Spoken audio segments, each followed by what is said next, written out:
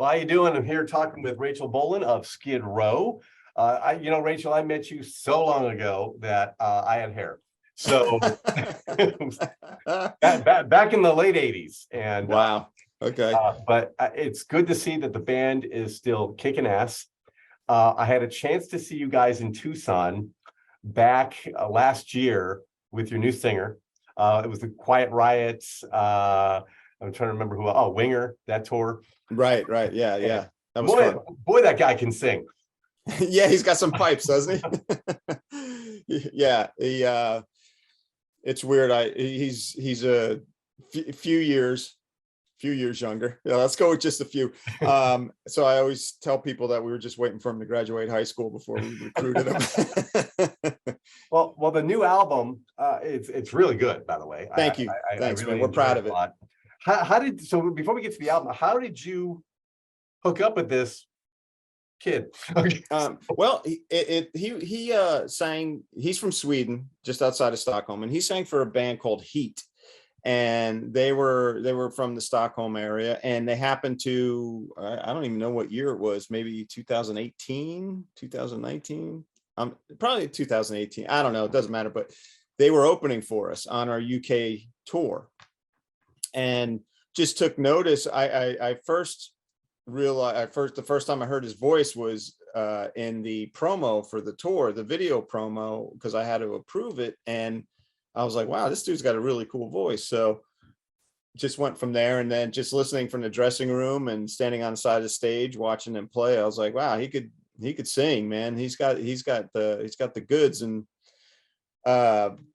just in my head, I'm like, okay, I never really, even if the band has downtime, I can't really deal with downtime. So I'm like, yeah, maybe I'll hit him up somehow. We'll exchange numbers and maybe do a side thing.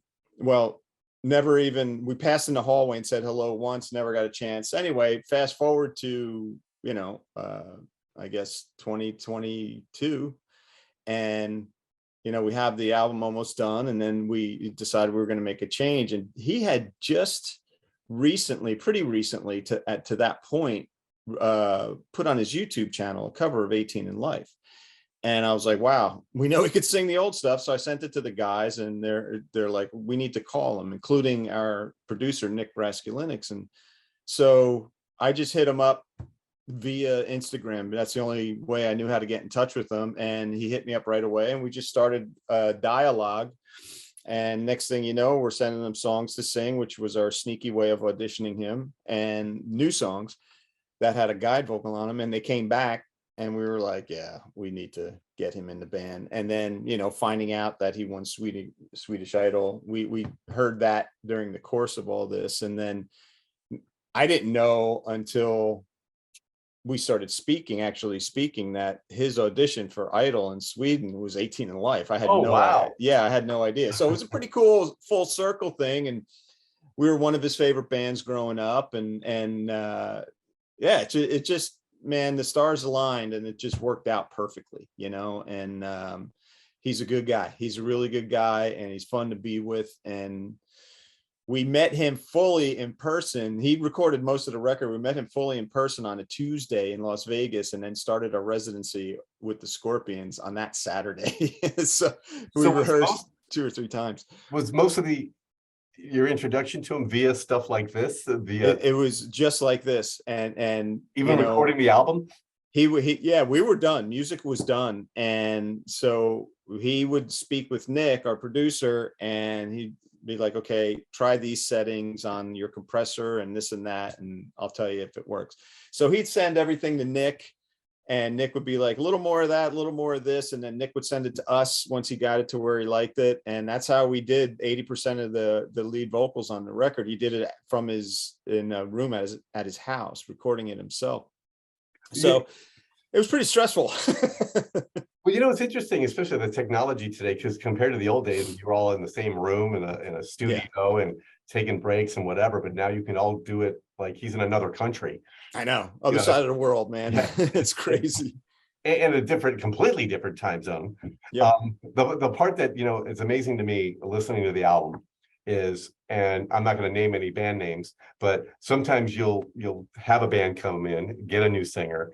They want to sound like the old songs, and the person nails that. But then they put out new material, and it completely sounds like a completely different band.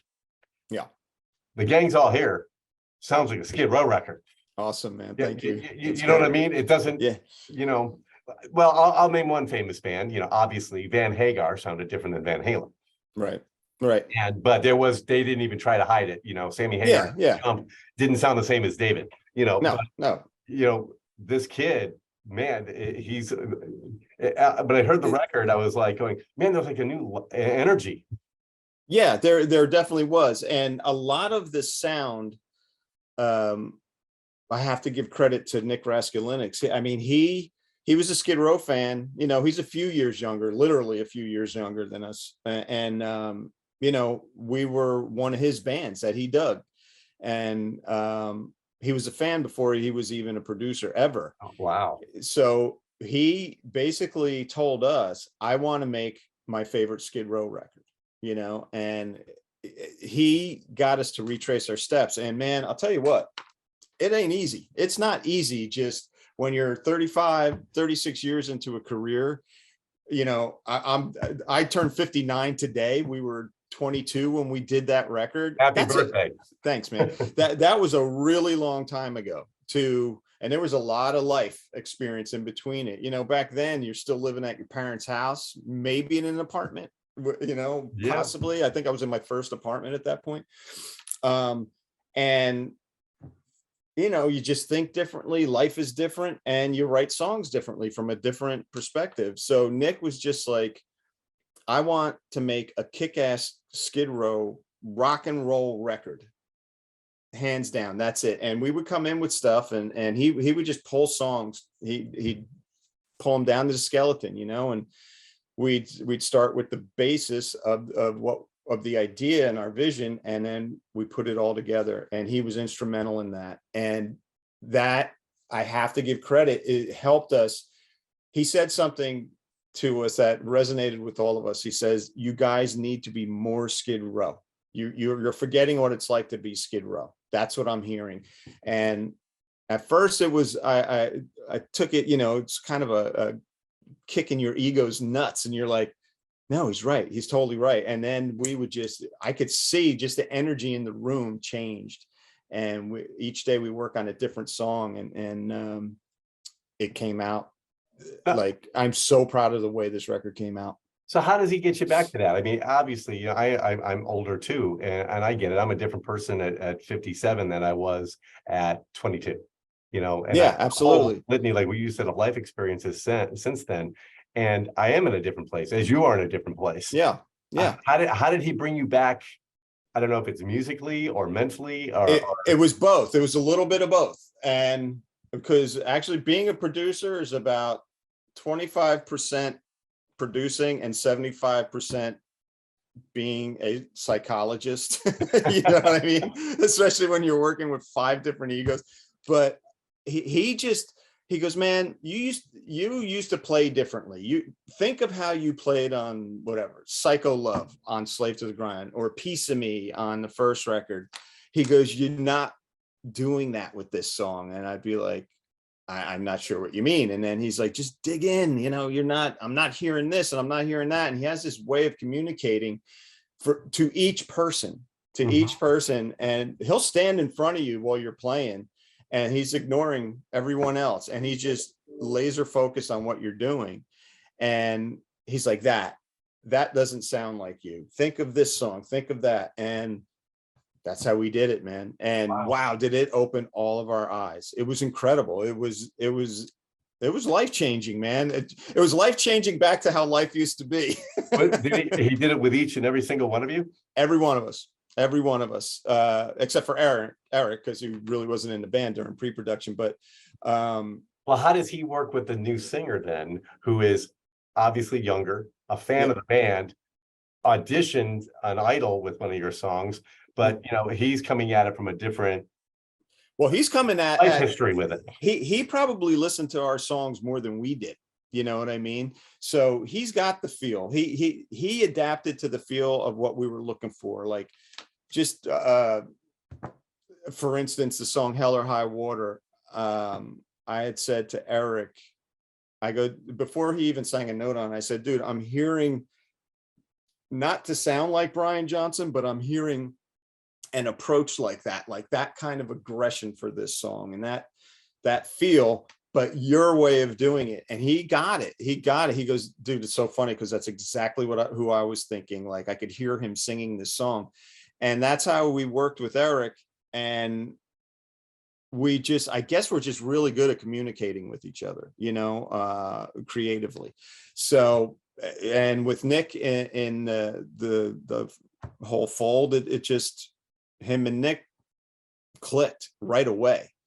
And, of course, everyone has so much respect for Nick, and they clicked right away. And and the first thing Eric said, he's like, hey man, if there's something I'm doing that you don't like, don't be afraid to hurt my feelings, because they're not going to hurt. Just say, dude, that's not what we're thinking at all. Change this part, change that. And that's what we did. And it was really cool. And there was a lot of honesty within everything. And Nick was always brutally honest with us as far as our songs. I came in with the song. I was like, this is because we finished 10 songs. And he's like, I think 3 of these songs need to be replaced. And he pointed out which ones. And I came in with the song, the foundation of a song. And I said, what about this? I could hear this like almost being on the first record. He's like, man, that sucks. Just like that. And he's like, it doesn't suck. He goes, but it's not better than what's on there. I was like, all right, cool. That's fine. So, what's it like now, 30 odd years later, touring? You got this new kid singing for you. You got a new record out. Well, it's been out a little bit, but what's it like? How's the response been to the new music? The response has been overwhelming, to tell you the truth. It's like we've charted in the top 15 in I think 14 or 15 different countries. It's radio's not what it used to be, but it's streaming well. And a lot of radio stations, like P1 radio stations, are playing it outside of the United States. United States is slow to bite, but it's getting there, and it's selling well. And the main thing is like our fans are just like, they're so happy about it, and they're so excited about the record, and that makes us excited, because obviously we do it to impress them, you know what I mean? Yeah. Oh yeah. And it seems that we have, and being doing this as long as we have, it's a really good feeling. So what is next for the band? You got the new album out. I know you did that tour late last year over the summer, and you were here in Tucson then. Is the touring continuing? Is there a chance of you getting back to Arizona? I believe so. I'm not saying no. I don't have the schedule in front of me, but I know we start in March. We start up again in March. And we're doing a tour. Us and Buck Cherry are going out with another band called opening the show called No Resolve, and those shows are selling really well. We got a 3-week run now. We'll probably announce more dates, but other than that, we got a bunch of European festivals. We got some festivals in the States, and lots of other dates in the States. A lot of stuff is up on skidrow.com and on our Instagram page. Official Skid Row, all the dates are up there. Most of the dates, I don't think the year-end dates are up yet, but so that's what we're doing. And hopefully we recorded for a live record when we were in London. Oh wow. We recorded a live record, so hopefully that'll be out at some point this year. Possibly another video off this record, not sure. We're just kind of getting the year going. Like I was telling you before we started, Snake, we got home in November, and Snake had neck surgery. He had to get two discs replaced. Ouch. And at the bottom of his neck, or wherever in his neck, and it's a crazy operation. They go in through the front and move his throat over and all this shit. It's nuts. So anyway, he needs to rehab, and that's what he's been doing. And so he'll be good to go by the end of February, beginning of March, and then we start Our first show, I believe, is on the 9th of March. We start rehearsals a few days before that. And then it's balls to the wall, man. Well, one thing I know about you guys, you've always been road warriors. Mhm. It's just you're always out, you're always plugging away. And then, the pandemic hit. Yeah. How did that affect you guys? I mean, how did that, did it set It- things for you? Maybe, yeah, I think it did for us what it did to just about the rest of the world. It's like it was, a forced vacation. It's still really weird to even think about, and still that there's like lingering effects from it and whatnot. We lost friends to it, and some guys lost family members, and it sucked. The whole thing sucked. But yeah, we just, we had to face it and say, okay, what are we going to do? How are we going to handle this whole thing? And let's take this time to get creative. And we recorded the record, most of it, and we just wrote and wrote and wrote and wrote and wrote.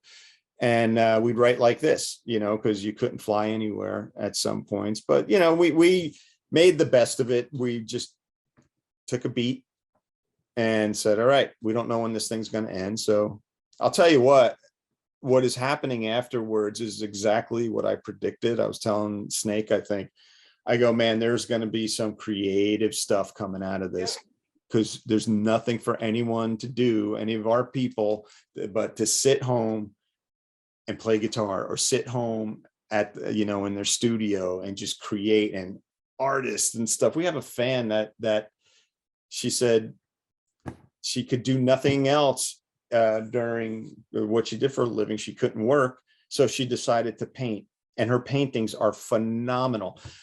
She gave me one at a show, and I was so blown away by it, and I go, when did you start painting? She goes, during pandemic. I started because I had nothing else to do, and I just started getting creative, and they're just like this amazing abstract work. And so it's stuff like that, and so we did what everyone else did. We just waited it out and tried to make the best of it.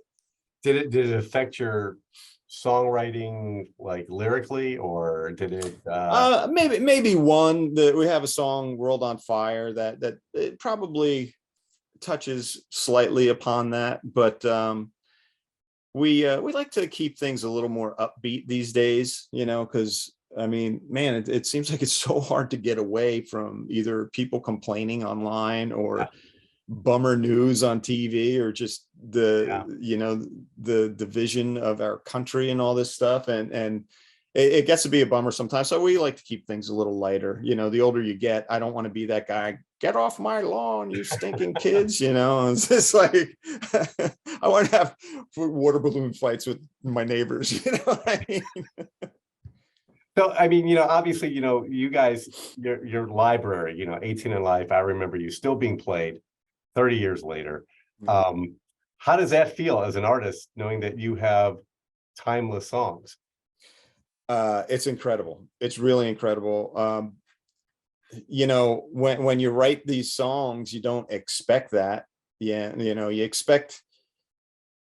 expect fans to like it, and you don't know how long they're going to like it. But then when I turn on the radio, and I'm in Nashville, and there's a couple rock stations out here, and if I turn on the radio and I'm like, wow, they're playing 18 in Life, this is incredible. I'll never forget the first time I heard 18 in Life on the radio. We were in New York City. We were all still up in the Northeast, and we had to go to New York City for press. And I had met up with my friend Michael Lagos and my friend Mary Gormley, and we went to the old Cat Club in New York City. And of course, left there, I don't know, 3 or 4 in the morning, and we had press starting at 11. Idiot. But anyway, what do you do? You're 23. What do you do? So I'm in a cab, and it was boiling out. It was just so hot, and I had the window rolled down. There was a car next to us at a light. I was in the back of the cab, and there was a car next to the light, and 18 in Life was playing in the car. I wasn't sure whether it was just a cassette or a radio station, and it ended up being like the pop radio station in New York City. I forget what that was, but I heard that, the guy would have a bunch of delay and reverb on his voice, and in the background. and he's saying the name of the song in the band. I'm like, you've got to be kidding me. Like, just, I would expect it on like, some of the rock stations, but I never expected it to be. I think it went to Madonna right after that, and I was like, wow, this is pretty cool. And I still get that same feeling when I hear it on the radio. Because, so many bands, from the 80s, 70s, 90s, even, there's a lot of great music that came out, but a lot of those bands didn't have the staying power. And even their, or suddenly, they have a catalog of 5, 6, 7 hits, but all of a sudden you only hear one, and then people call them a one-hit wonder, and you're like, wait, they had a bunch of other, you guys are still getting a lot of airplay on your older stuff as well. And then again, with this new kid in the band, you got some great new stuff. And like I said, there's another band that they got this guy who sounds like their original singer, right? They put out a new album and didn't even sound like the same singer. Their whole musical, the whole musical style had changed. Even the guitar, everything sounded different. It sounded like a completely different band. And as they used to joke around, even Van Halen still had Eddie, but really, you guys sound like Skid Row. Thank you. Thanks. That's great to hear. It's really, like I said, it was a task. It was a work to get to that point. And obviously with the spin of 35 years later, and the spin the new guy brings too, because you're all different people now, absolutely. And have you driven down the road and heard this one of the new songs on the radio? I've heard it like on satellite. And it's cool. It's really cool. It's just all of a sudden it pops up. I'm like, well, that's all right, man. I like this. This is cool. So you still get that feeling.